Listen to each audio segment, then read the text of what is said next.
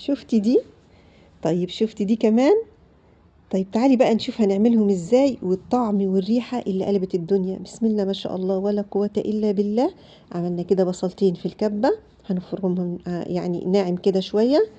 وهبدأ ان انا مكان البصل هحط اللحمة المفرومة بالشكل ده. نص كيلو من اللحمة المفرومة، او ممكن ربع كمان كيلو، مفيش مشكلة خالص. احنا بنعمل المتوفر عندنا، مش بنكلف نفسنا.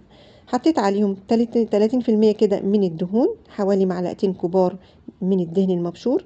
هنزل بقى بالتوابل، ملح وفلفل وبابريكا مدخنة وتوم بودر وبصل بودر والسبع بهارات او العشر بهارات اللي احنا عملناها مع بعض، اللي ريحتها كده يعني قلب المطبخ.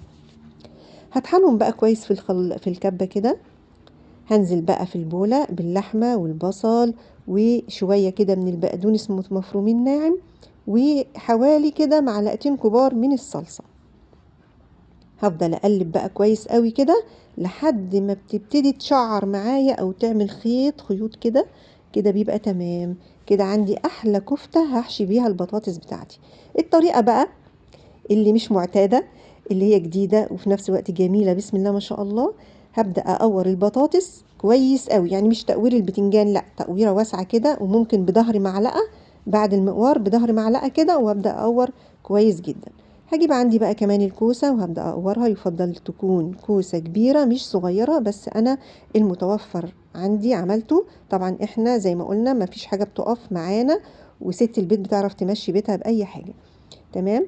بدأت ان انا احط في الصينية بتاعتي الحاجات اللي خرجت من الخضار، وحطيت عليه شوية توابل، وحطيت عليه معلقة من دبس الرمان وقلبته كده. قطعت البطاطس شرايح بالشكل ده، وهبدأ اخد قطعة قطعة من الكفتة بتاعتي، هحشيها بالشكل ده بطريقة الكبس، يعني ما خليش فراغات علشان تكون يعني متماسكة معايا، ما تتسبش البطاطساية وتطلع. تمام بالشكل ده.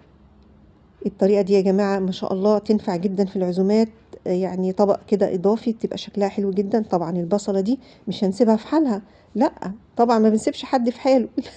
هنبتدي ناخد ايه البصلة، هنقورها برضو من النص، وهنبتدي نقطعها نصين، او ممكن تعمليها بحالها مفيش مشكلة. هنحشيها بنفس الطريقة. هحطها بقى في الصينية كده وهرصها. ممكن لو طماطمايه كمان، بس الطماطم مش هينفع تتقطع نصين علشان هتتهري معايا. هبدأ ان انا احط بقى، هسقيها بقى كده بشوية كده من الشوربة، عليهم معلقتين من الصلصة وشوية توابل حلوة كده ومعلقة سمنة. وهبدأ ان انا احطها كده يعني مقدار كوباية صغيرة، بحيث ان هي تستوي معايا. غطيها بورق فويل وهدخلها الفرن وتستوي 3/4 سوا. هبدأ اطلعها وادهنها بمعلقة كده صلصة، تاخد كده يعني وش تحت الشواية 5 دقايق كمان. هدخلها بقى تحت الشواية، وهبدأ أرص الكوسة اللي عملناها بنفس طريقة البطاطس وحشيناها.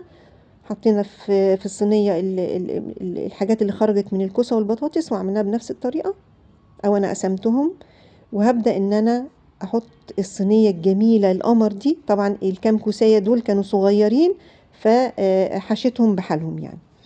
طبعا في طريقة تانية للكوسة بنفس الطريقة، بتتحشي بحالها كده بس مختلفة عندي. بدأت أسقيهم بنفس الطريقة، بس أقلل الماء شوية، لأن البطاطس مش زي الكوسة. الكوسة طبعا بتاخد سوا بسرعة عشان ما تتهريش معايا. ودخلتها بقى في الفرن، وطلعت بقى جرنش بقى الطبق والديكور الجميل بتاعنا. وهنبدأ نحط في طبق التقديم. بسم الله ما شاء الله.